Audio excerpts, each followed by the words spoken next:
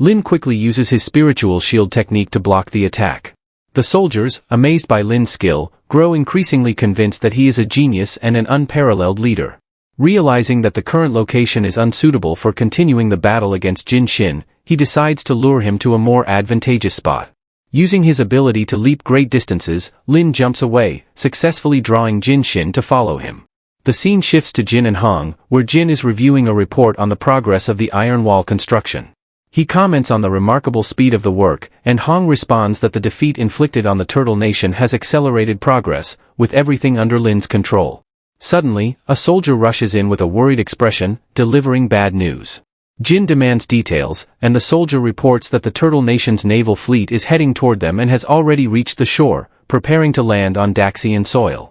Jin, enraged, questions their audacity and orders the soldier to prepare for battle immediately. The forces begin attacking the naval fleet, igniting a fierce battle to repel the Turtle Nation's assault. Meanwhile, Lin moves farther away, continuing to lure Jin Shin behind him. From a high vantage point, he notices the Turtle Nation's assault on the shore and receives a call from Jin, who informs him of the situation and explains their efforts to prevent the fleet from landing. Lin instructs Jin to pull back the frontline forces and redeploy them to the shore region. Puzzled, Jin asks for the reason, and Lin simply replies that he has a plan. Shortly after, Jin Shin reaches Lin and attacks him, but Lin easily dodges the assault. He thinks to himself that Jin Shin has awakened prematurely and hasn't reached his full power yet, though he remains incredibly strong and difficult to defeat. Lin moves again, attempting to draw Jin Shin to another location, contemplating how to exploit him for a different purpose. Meanwhile, the battle on the shore continues, but the Daxian forces receive orders from Jin to retreat, which they execute immediately. Seeing the Daxian forces retreat, the Turtle Nation soldiers mock them, calling them cowards. Suddenly, they are stunned to see Lin descending among them from above, with Jin Shin in pursuit. Jin Shin begins attacking Lin amidst the Turtle Nation soldiers, and Lin skillfully blocks his strikes. The soldiers respond by opening fire on both of them, but to their surprise, Lin vanishes before their eyes, evading the gunfire entirely, which instead strikes Jin Shin. Enraged, Jin Shin turns his fury on the surrounding soldiers, killing many of them. The remaining soldiers watch in horror, describing Lin as a monster because of his mysterious disappearance. The surviving forces rapidly retreat to their ships to escape Jin Shin's relentless attacks. However, Jin Shin continues to chase them, killing anyone he can catch while Lin observes from a distance, remarking that these soldiers are perfect targets for Jin Shin's wrath. He adds that there's no need to risk his life while he can stand back and watch the battle unfold. At that moment, a soldier fires a rocket at Jin Shin, but Jin Shin deflects it with his hand, sending it back toward a group of soldiers. The explosion causes massive casualties on board the ships. The Turtle Nation's commander observes the events through his binoculars, commenting on the unbelievable nature of Daxia unleashing such a strange and powerful creature against them. He issues an immediate order to direct all the ship's weapons at Jin Shin, and a barrage of missiles is launched toward him, exploding around him. The commander feels victorious, declaring that they have finally eliminated the creature. But suddenly, Jin Shin emerges unscathed, surrounded by a strange aura radiating an unnatural energy.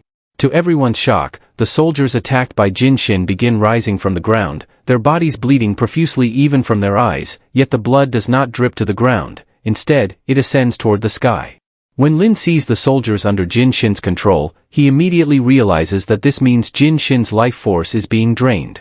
Acting quickly, Lin uses his sword to eliminate all the soldiers affected by Jin Shin, breaking his control over them. He decides this is the perfect moment to confront Jin Shin and put an end to him. Diving directly into the battle, he launches an attack, but Jin Shin counters with a powerful strike, effortlessly knocking Lin to the ground. Lin starts to think about how strong Jin Shin remains even in his weakened state. Rising again, Lin attempts another attack, but Jin Shin easily blocks it and forcefully throws him away. Undeterred, Lin stands his ground, remarking that this level of strength is exactly what he expected from Jin Shin. On board the ships, the Turtle Nation's commander observes the battle through his binoculars, incredulously questioning if Lin is insane or if he has come there to die. Two of his soldiers laugh, with one commenting that if their large numbers couldn't stop the monster, Lin is heading straight to his doom. The other soldier admits he's just interested in seeing how this unfolds. Lin continues to move swiftly around Jin Shin, avoiding his grasp and attacks, determinedly declaring that this will be Jin Shin's end. With precision and skill, Lin maneuvers behind Jin Shin and lands a devastating blow with his sword. He yells in fury, commanding Jin Shin to return to the earth from which he came. With one final powerful strike, Lin splits Jin Shin in two, triumphantly shouting that he must die. On board the ships, the soldiers are overwhelmed by what they've witnessed, amazed that Lin managed to kill the beast. They remark that despite being human like them, Lin possesses unbelievable strength. The fleet commander, frustrated and disheartened, wonders aloud how they can face an enemy of such power. He immediately orders the fleet to retreat and move away from Daxian shores. The ships begin withdrawing quickly, heading back toward Turtle Nation, but Lin doesn't let them escape. Rushing after them, he declares that they are invaders who dared to step onto his land, and he won't allow them to flee. Using his sword, Lin slices one of the ships in half, destroying its engine and setting it ablaze. The crew of another ship sees the destruction and realizes they're about to collide with the burning vessel, prompting them to reverse course quickly to avoid the same fate. Meanwhile, the crew of a third ship is paralyzed with confusion as they watch the fire consume one of their vessels. At that moment, they hear a voice calling from above. Looking up, they see Lin standing atop the ship's mast. Lin tells them that they are now his prisoners and that any attempt to escape will mean their deaths. The crew realizes this is the same man who killed the monster before their eyes. Moments later, one of the soldiers asks the commander what they should do now, and the commander replies that they have no choice but to surrender, having witnessed Lin's power firsthand. The entire crew surrenders and is transported to the mine, where they begin working alongside other prisoners. Jin and Hong join Lin, with Jin commenting that he had been worried about not having enough laborers for the mine but is now relieved that the problem has been resolved. Lin replies that the Turtle Nation has repeatedly invaded their lands, and now they will work for Daxia as a form of penance, continuing this service until their deaths. In another scene, the Turtle Nation's minister is furious, yelling at his commanders and calling them useless for allowing their entire fleet to become prisoners of Daxia. The minister demands to know how the commander dares to stand before him after such a disaster. The commander apologizes, explaining that they were unaware Daxia had such a powerful creature, which was the main reason their plans failed. The minister rejects this explanation, slapping the commander and declaring that excuses are pointless now. The commander apologizes again, admitting his mistake and agreeing that the minister is right. He suggests sending a team of their superpowered elite to Daxia as a countermeasure to recover their position. The minister ponders this, convincing himself that deploying the special team is the right solution, wondering how he had overlooked this option initially. Back in Daxia, work at the mine continues steadily, with just 1 year and 20 days remaining before the gods descend to Earth. Lin was at the site, explaining that they now had enough workers for digging and transporting rocks, and that the mine area was ready. However, he pointed out the potential for unknown monsters to awaken at any moment. Lin realized that if he continued facing every challenge alone, he wouldn't be able to endure, prompting him to form a special team capable of killing gods. At that moment, General Jin arrived with Dr. Shen, who informed Lin that he had heard Lin had been looking for him. Lin responded that he needed Shen's help to locate individuals with extraordinary powers. Shen was surprised by the request, but Lin reassured him, explaining that he had witnessed Shen accomplish this in his previous life. Shen confirmed his ability to do so but mentioned that he would need a subject to conduct experiments on to get the desired results. Lin assured Shen that it wouldn't be a problem and promised to find a suitable individual for the experiments. The next day, Lin stood on a busy street, contemplating how challenging it would be to find the right person for Dr. Shen's experiments. He had no clear idea where to start. As Lin continued walking, he approached a large door, reflecting on how his strength had been depleting significantly. At that moment, a terrified girl emerged from the door, running toward him and pleading for help. She threw herself into Lin's arms, begging him to save her from the men chasing her. Lin noticed 2 men running after her, with one threatening to break her legs if she ran away again. The girl implored Lin to protect her. When Lin asked what was going on, she explained that she didn't know them and that they were trying to abduct her. Lin asked if they could be human traffickers, but the man who had threatened her responded by warning Lin not to interfere if he wanted to stay alive. Lin grabbed the man's threatening hand and informed him that he had decided to intervene, breaking his hand in the process. The other man charged at Lin with a knife, threatening to kill him. Lin didn't allow him to get close, delivering a powerful kick that sent him crashing to the ground. The 2 men cried out in pain, with the injured one threatening that they would return later with reinforcements. They left, repeating their threats as they retreated. Lin then asked the girl if she was all right. She confirmed she was fine and thanked him for his help. Lin told her that he was on his way to eat and suggested she head home quickly. She held on to his hand, insisting that he had saved her and wanted to repay him by inviting him to a meal she would prepare herself. Lin agreed and accompanied her. She prepared a variety of dishes she specialized in, telling him it was all in appreciation of his help. Lin thanked her for her effort, began eating, and was impressed with the food, telling her it was delicious, which delighted her greatly.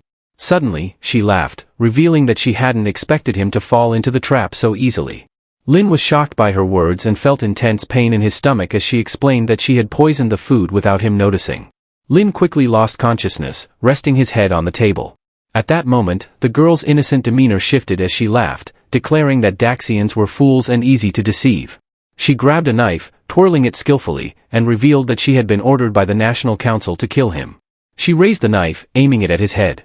In a critical moment, Lin moved with astonishing speed, no longer on the table before her. She froze in place, confused by what had happened, only for Lin to suddenly appear behind her, asking if she truly believed she had deceived him. He grabbed her by the neck and began choking her. Struggling to speak, she asked how he had uncovered their plan and when it had happened. Lin replied that her act was overly naive and that he had uncovered her intentions from the start. However, he had pretended to cooperate to discover her true plan, realizing she had been nothing more than a pawn in his hands. The girl shouted loudly, calling for her companions and questioning why they had delayed their intervention. 2 soldiers from the Turtle Nation burst in, wielding swords and attacking Lin from behind, declaring that he would meet his end at their hands. Before their swords could reach him, Lin moved with incredible speed, causing their weapons to fall to the ground, leaving them astonished by his superhuman agility. Lin then drew his own sword and remarked that they had traveled all this way just to kill him, expressing regret that he would have to disappoint them tonight. One of the soldiers warned him against being so full of himself, vowing that they would finish him no matter what. Lin was taken aback when he realized they possessed supernatural abilities and swiftly dodged their strikes, which failed to land. Frustrated by the delay, the girl screamed at them to stop wasting time on Daxian soil and demanded they finish the mission immediately. At that moment, Lin decided against fighting and informed them that their timing was impeccable, as he had been looking for volunteers for experiments. He never imagined they would offer themselves willingly. This remark enraged them, prompting them to end the standoff by using a cloning technique, creating multiple copies of themselves. Lin smiled at their move, broke a window, and leapt out onto the street. One of the soldiers followed, shouting that Lin could not escape, and jumped after him. The girl joined the chase, calling him a coward for running away instead of facing them. Lin continued running through the streets of Daxia until nightfall, with them relentlessly pursuing him. However, he had been planning all along to lead them to Dr. Shen's lab, where their deaths might provide valuable samples for Shen's experiments. Upon reaching the desired location, Lin stopped, thinking they had surrounded him. They taunted him, saying he had nowhere left to flee. The girl arrived shortly after, shouting at them to finish the job immediately. She charged at him, threatening to kill him on the spot. Standing next to a large metal door, Lin placed his hand on it as she approached, ripped the door off its hinges, and struck her with it, sending her flying backward. As she lay on the ground, Lin approached and asked if she truly believed he was running away out of fear. He then struck her again with the door, explaining that his actions were solely to lure them to this location and calling her foolish. The other 2 soldiers stood in shock, unable to believe that Lin had defeated their team leader with a single blow. Enraged, one of the soldiers charged at Lin, warning that he would pay for his actions and vowing to cut off his head. As he approached, the soldier activated a technique that created thousands of clones surrounding Lin with countless attackers. Lin, exploiting his superior speed, mocked the soldier, saying that such a useless technique wouldn't leave even a scratch on him. Suddenly, he found himself face to face with the soldier's original form and informed him that he did not understand the true power of a demigod. Lin then delivered a powerful strike to the soldier's abdomen, his hand piercing through to the other side, leaving the soldier stunned and unable to believe what had just happened. The remaining soldier watched everything unfold in disbelief, amazed at how Lin had transformed from a fleeing target into an unbeatable warrior. Realizing he had no chance, the soldier decided to retreat, declaring that a true hero knows when to fight another day. However, he was shocked to find Lin blocking his path, asking whether he had sought permission before attempting to leave. Left with no choice, the soldier prepared for battle, using his magic to summon fiery serpents, vowing to fight Lin to the death. Lin caught all the fiery serpents launched at him with his bare hands, remarking that the flames weren't bad and sending them back toward their owner, adding that he was simply returning them to their source. The soldier fell under the impact of his own abilities. Lin decided it was time to call Shen to deal with the mess he had created. Meanwhile, the soldier lay on the ground, pleading that he didn't want to die yet. Lin spoke to Shen over the phone, informing him that he had found samples for his experiments and asking him to come to the lab gate to retrieve them. The scene shifted to Shen arriving at the lab, escorting the soldiers and their leader inside. He praised Lin's extraordinary efficiency, and Lin expressed hope that Shen could one day create someone as skilled as him. Shen assured him he would do his best to make it happen. At the same time, Jin arrived at the lab with 2 soldiers, calling out to Lin, who was surprised to see him. Jin informed Lin that they had identified the individuals who had attempted to kill him, which surprised Lin with their speed and prompted him to ask what they had discovered. Jin explained that the attackers were agents of an organization called Phoenix, based in a city known as Joy, famous for its industrial prowess. He elaborated that Phoenix was an alliance of individuals with extraordinary abilities. Jin then told Lin that he had brought 2 soldiers to join his team. The soldiers saluted Lin, with one introducing himself as Long and revealing that he possessed natural abilities. This intrigued Lin, who found it remarkable that such powers had manifested at such an early stage in Long's life.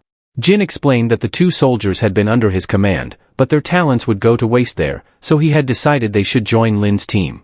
Lin thanked Jin, mentioning that he had been searching for team members but hadn't found the right people. Jin expressed satisfaction with their aligned goals, responding that everyone was working for the nation's benefit and that the best way to show gratitude was to fulfill the mission. When Lin asked about the mission, Jin revealed that the Phoenix organization wasn't just targeting Lin but was also carrying out terrorist operations across the country, requesting Lin to eliminate them. Lin immediately agreed to the task without hesitation. They discussed the details, and Jin instructed Long and his partner, Qian, to remain vigilant during the mission. The 3 then boarded a plane to carry out their assignment. Upon arrival, the trio stood before a massive building. One of the soldiers asked Lin about their next move, and he replied that this was Phoenix's main headquarters and that they were going to storm it. The soldiers were struck by Lin's courage and boldness as they approached the headquarters. Lin instructed the guards to open the door, but the guards pointed their weapons at them, demanding identification and clearance. Lin immediately attacked, remarking that they were annoying and declaring he would open the door himself. He tossed the guards aside in opposite directions and entered the building, triggering the main headquarters alarm, signaling the presence of intruders. Lin and the soldiers advanced further into the Phoenix facility. At the same time, the Turtle Nation's leaders were in a meeting discussing their progress in Daxia. One of the minister's aides reported that they had conducted over 30 attacks within Daxia but that eliminating its leader would still require more time. At that moment, the sound of the facility's alarm, triggered by Lin's intrusion, interrupted their discussion. The minister asked for the cause of the alarm, and his aide explained that the security system had been breached. He activated the surveillance feed, and they were stunned to see Lin and his team on the screens breaking into the building and overpowering the guards. The minister smiled, remarking that this was excellent news as their target had come to them willingly and was now within their grasp. When the minister's aide gave Akage an order, he subtly pointed to his neck, clearly hinting that Lin needed to be eliminated. Akage, one of the superpowered individuals, understood the command immediately and prepared for the task. Inside the building, Lin was taking down one of the guards while speaking with Shen and Xiao. He told them that this mission was the perfect opportunity for them to develop their abilities and grow stronger. Lin encouraged them to give it their all, and they eagerly agreed with his words. He continued, explaining that the so-called Phoenix Society, consisting of superpowered individuals, was nothing more than a group of weak and foolish people with no real value. However, Shen and Xiao, amazed by Lin's strength, argued that the issue wasn't with the others' weakness but with Lin's immense power. At that moment, Lin noticed frost forming around them and saw a large ice mass emerging from a nearby area. Suddenly, a massive icy structure burst out of the ground, forcing Lin to dodge quickly. He warned Shen and Xiao that an extraordinary adversary was approaching. Akage emerged from the ice structure and clapped his hands, praising Lin for his ability to evade the deadly initial attack. Shen and Xiao stood their ground, facing him. Akage remarked that it seemed there were other fighters with exceptional abilities, then introduced himself as the executioner, stating that he had come specifically to eliminate Lin. Lin didn't respond directly. Instead, he casually sat on the bodies of the guards he had defeated, telling Shen and Xiao that this was their chance to prove their worth. Motivated, they decided to confront Akage using their abilities. Akage laughed mockingly, claiming that Lin was so terrified he was leaving the fight to them instead of facing him personally, calling him pathetic. Xiao angrily demanded that Akage stop spouting nonsense, asserting that they were more than capable of defeating him without anyone else's help. Akage initiated his attack, stating he was eager to see what they could do. Shen countered, instructing Xiao to guard his back while he prepared to finish Akage with a single strike. Xiao agreed, using his powers to support Shen. Xiao successfully blocked all of Akage's attacks, giving Shen the opportunity to unleash a powerful arrow aimed at Akage. The arrow struck Akage with lightning-like force, leading Shen and Xiao to believe they had defeated him. However, they were shocked to see Akage unharmed, laughing at them and asserting that they had overestimated their abilities. The two stood in disbelief, with Xiao asking if Akige's power exceeded their own. Lin then intervened, explaining that the issue wasn't Akige's strength but the incorrect method they were using to attack him. Akige laughed and asked Lin if he was finally afraid after witnessing his power. Lin ignored his taunts, instructing Shen and Xiao to focus on the tattoo on Akige's face, which he revealed to be his weakness. Akige was visibly startled by Lin's words, fear evident on his face as he wondered how Lin had discovered his secret. This revelation motivated Shen and Xiao, who declared that they wouldn't show him any mercy. They executed their new plan. Xiao distracted Akige with his shield, keeping him occupied while Shen launched arrows from the opposite direction. Akige managed to block most of the arrows with his ice shield. However, one arrow directly targeted the tattoo, striking it with precision and causing Akige to collapse instantly, just as Lin had predicted. Shen and Xiao celebrated their successful strategy and the defeat of such a formidable foe. Lin approached them, clapping and commending their efforts, assuring them that they had exceeded his expectations. At that moment, the minister and Jin were watching the events unfold on the surveillance screens, observing Akige's defeat at the hands of Lin, Shen, and Xiao. The minister, furious, demanded angrily if all the people under Jin's command were as incompetent as Akige, being so easily defeated. Jin attempted to calm the minister, assuring him that such an incident would not happen again and promising to send additional forces immediately to eliminate Lin and his team. However, the minister, still enraged, warned Jin that this would be his final chance and that failure was not an option. As tension filled the room, Jin reflected on how dangerous Lin was, realizing the severity of dealing with someone who could so effortlessly uncover Akige's weakness. Returning to Lin, Xiao asked how he had identified Akige's vulnerability. Lin explained that activating abilities required energy and that Akige concentrated his energy on his tattoo, making it his weak point. Xiao understood and remarked that they were still discovering their powers, having only recently started using them. Lin elaborated, explaining that everyone channels their energy differently and that during battles, it is crucial to conceal this energy to prevent the enemy from identifying it. As they walked, Lin noticed something unusual. Mud seemed to be spreading across the ground beneath their feet. He ordered Shen and Xiao to remain on alert, warning that something dangerous was happening. Suddenly, eerie hands began emerging from the ground, moving toward them in a menacing manner. These hands grabbed them from all directions, prompting Lin to warn them that reinforcements had likely arrived to attack. Indeed, strange mud-colored figures started rising from the ground and walls, launching an assault. The muddy figures struck Shen and Xiao forcefully, knocking them to the ground, while Lin stood observing, pondering the nature of these abilities. At that moment, two soldiers from the Turtle Nation appeared, armed with sharp weapons. One of them mocked Akige, calling him weak for failing to kill those fools, while the other added that they would make Lin and his team pay with their lives. With a sarcastic tone, Lin remarked that he simply wanted more opportunities to kill their kind. One of the soldiers approached Lin, complimenting his optimism but mockingly suggesting he kneel and beg for mercy as it might earn him a reprieve. Enraged, Lin retorted that the people of Daxia only kneel before the heavens, the earth, and their parents, and they would never bow to invaders. Hearing this, the second soldier charged at Lin, declaring that his words were an open invitation to death. Before the soldier could reach Lin, Shen intervened, attacking to prevent him from harming their leader. Shen vowed not to let anyone touch Lin. However, the other soldier struck Shen, sending him crashing to the ground with a powerful blow.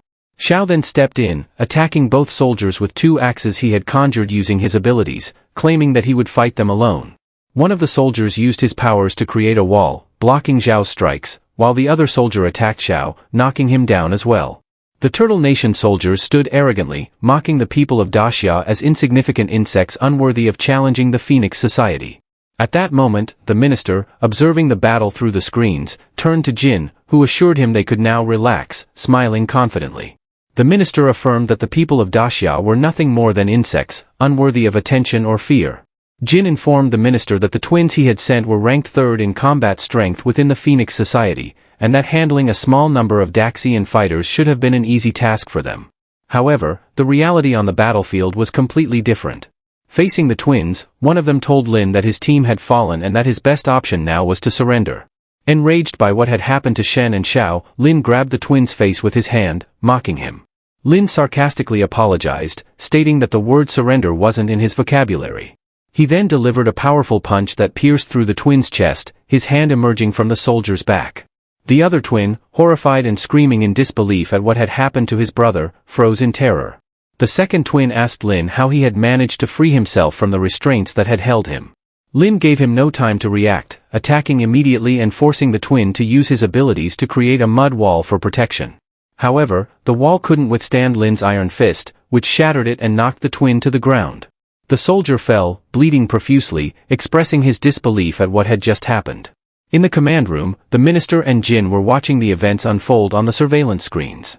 The minister was both stunned and furious, questioning the hidden strength Lin possessed and how he was able to defeat their forces so effortlessly. Meanwhile, Jin stood in shock, struggling to comprehend what was happening, stating that this was a significant humiliation for them. It didn't take long for Lin, Shen, and Xiao to reach the command room. Lin kicked the door open, leaving everyone inside in shock, and announced that he had successfully located the Phoenix Society's base. At that moment, the minister's fighters launched an attack on Lin and his team, with one of them charging directly at Lin, claiming he would end him. Lin asked Xiao to hand him his axe. Taking the weapon, Lin confronted the attacker with confidence and strength. Within moments, the attacker was lying on the ground, screaming in pain after Lin severed his arms.